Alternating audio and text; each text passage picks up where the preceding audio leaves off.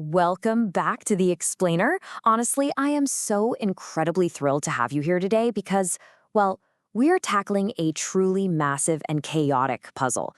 We're going to be untangling the deeply convoluted ancient lore and the high-stakes modern shootouts of the action-adventure narrative, The Mummy Rebirth. If you love a good myth-to-reality arc where ancient curses literally collide with modern-day treasure hunting, you are in the exact right place. We are going to break down exactly how a forgotten civilization threatens to end the modern world, all through the visual cues we've mapped out for you today. Let's get right into it. So, listen to this quote. "If ever unleashed, the two scorned lovers will bring about the apocalypse." That right there, that is the dramatic hook of our entire story. We aren't just talking about, a grumpy mummy waking up to chase a few archaeologists around a dusty tomb. No, we are establishing massive, world-ending stakes from the very first frame. But to understand how these two lovers could literally end the world, we really have to dial back the clock and understand why they were cursed in the first place. Okay, let's dive into this. We're going to break this chaotic narrative down step by step. We'll start with the legend of Saqqara, move to our modern-day treasure hunters, discuss the terrifying moment of waking the scorched mummy, map out the artifacts of the underworld, and finally unravel the apocalyptic final ritual. Starting off with Chapter 1, The Legend of Saqqara. We're diving straight into the ancient mythology here. We need to isolate this heavy lore early on, just so the modern-day actions actually make sense to us later. Follow me along this timeline for a second. Around 4800 BC, the lore states the first pharaoh was actually built from clay. Kind of a wild origin, right? Following that, we have centuries of beautiful, harmonious balance. Two reincarnated lovers, Sebek and Rahima, were charged with this great purpose, maintaining a cycle of plentiful harvests and prosperity for the great lands. It was a flawless system. But then, as always, human greed completely ruins everything. Pharaoh Tessar decided he wanted their power so he could live forever. And by trying to seize that power, he completely broke the cycle and cursed the entire kingdom. Now, what's really fascinating here is that the lore dispels a major myth within the story itself. Everyone is running around searching for the lost city of Saqqara. But here's the catch. Saqqara is not a traditional city at all. Instead, it's a remote Saharan gateway. It is literally the doorway between our world and the underworld. So we're talking about an apocalyptic threshold here, not just some sandbox full of gold. And that brings us to Chapter 2, Modern-Day Treasure Hunters. Let's shift our timeline to the modern-day search and take a look at the present-day characters who are actively triggering this cursed history. You see, the lethal stakes of this desert race perfectly highlight the clash of motivations driving all the violence. Our protagonists, Noah and Daniela, they want to find Saqqara first because they realize that if they can renew the ancient cycle, they can actually stop the apocalypse from the inside. Up against them is Sagar, who is just a wildly ruthless antagonist. He doesn't care about balance at all. He seeks Saqqara specifically to find the texts of Hades, so he can achieve personal immortality. It is an absolute dead sprint to the finish line. And guys, this expedition is incredibly dangerous right from the jump. Look at these rapid discoveries Noah and Daniela's team makes. Just finding the map coordinates cost the life of their cave guide Bismarck. Once they're inside the caves, they discover a booby-trapped invoking chamber. But here's the absolute craziest part.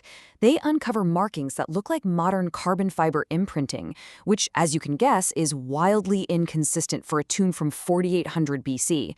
They also find an obsidian base acting as a false mask to hide a tablet's true origin. Basically, absolutely nothing in this cave is what it seems. Which naturally leads us to Chapter 3, Waking the Scorched Mummy. This is the ultimate turning point and, quite literally, a grave mistake, where the team blunders into a dark, unguarded tomb. So they stumble into a chamber called Hatu San, and this translates directly to the Room of the In-Between. The locals accompanying them are absolutely terrified, firmly believing the place is pure evil. And inside this cursed room, they hear a chilling, terrifying sound. It's the dead, chanting the evil words of a dead man, M. Remnar. And what they find inside the sarcophagus is just brutal.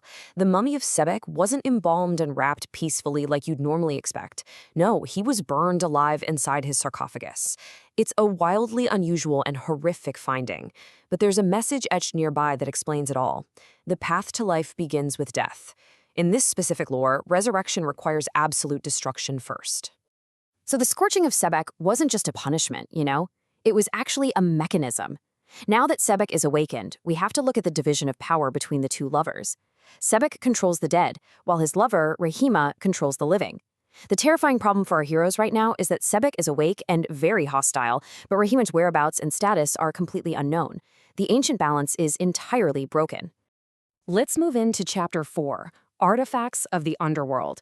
We really need to map out the magical artifacts that everyone is violently fighting over right now. And this brilliantly illustrates exactly what's in play. Let's break it down. First, the Stone of Zahad. It's the key to the gateway and holds pure life force. Its current status?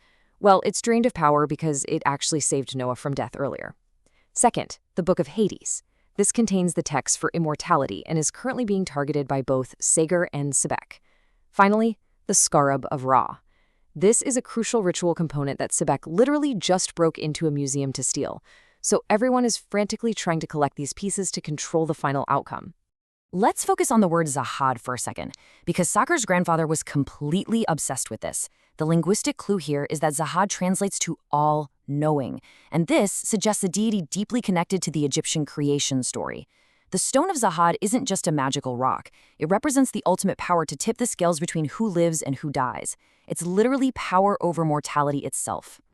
Which ramps us right up to Chapter 5, the apocalyptic final ritual. This is the climax, where the ancient curse absolutely collides with the modern-day shootout. Before we look at the ritual itself, we really have to understand the mind of Sagar, who's manipulating this whole thing from the human side. He delivers this chilling quote, "Without chaos, there can be no order." It really highlights his complete and total disregard for human life. He is perfectly willing to let the entire world burn if it means he gets to rule the ashes with everlasting life. Let's move to the next part and see how this builds, step by brutal step, to Sebek's ultimate goal. To achieve everlasting power and complete the ritual, Sebek must do 3 things. Step 1. Go back to where it all began, the origin point of the curse. Step 2. Gather the Book of Hades and the Scarab of Ra. And Step 3. Sacrifice a true love or a life force to take the place of 2. I really want to emphasize the dark math of this ritual. 1 taking the place of 2 to become all. Because Sebek cannot find Rahima to renew the cycle the way it was intended, he has to substitute a life force. He needs 1 vessel of pure life to take the place of the 2 lovers, essentially absorbing all that power for himself. And here is the massive plot twist that changes absolutely everything. Noah is the ritual. Remember earlier when Noah died in the caves? The Stone of Zahad saved him, but in doing so, it filled Noah with its ancient life force. The stone is drained, yes, but Noah is now a walking battery of pure, ancient life. He is the exact sacrifice Sebek needs to complete the dark math. So, Noah has been captured. Sagar is closing in. Sebek is gathering the artifacts at the exact place where it all began. Just let the gravity of that hang in the air for a moment. With Noah acting as the final puzzle piece, what happens if Sebek completes this ancient ritual? The answer is the apocalypse. But not just fiery explosions. We're talking about the true, ancient definition of the word, revealing that which was once hidden. The underworld will literally bleed into the living world, tipping the scales of mortality forever. The cycle repeating itself, not for prosperity this time, but for ultimate destruction. It really leaves you wondering, can Noah break the curse from the inside before the world as we know it is revealed to be nothing but ash?